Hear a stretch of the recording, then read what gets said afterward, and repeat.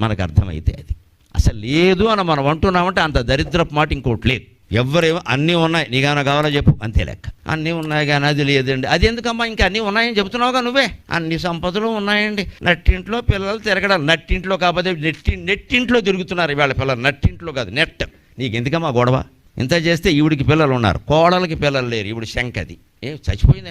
ఏమైంది? పిల్లలు లేకపోతే వాళ్ళు చూసుకుంటారు, గొడవ ఏదో. పిల్లలు లేనివాడు నా దృష్టిలో దేవుడితో సమానం. హిందూ దేవతలు ఎవరికీ పిల్లలు లేరు, మీరు లెక్కేసుకోండి. విష్ణుమూర్తికి పిల్లలు లేరు, మన్మథుడు ఊహా సంతానం, బ్రహ్మదేవుడు పౌరాణిక సంతానం, శివుడికి పిల్లలు లేరు. కుమారస్వామిని ఆవిడ గర్భంలో కనల ఈశ్వర తేజస్సు బయటపడి దాన్ని అగ్ని మింగి, దాన్ని గంగ మింగి, దాన్ని శరవణ స్తంభాలు మింగి, ఇంతమంది మింగితే తర్వాత బయటపడ్డాడు.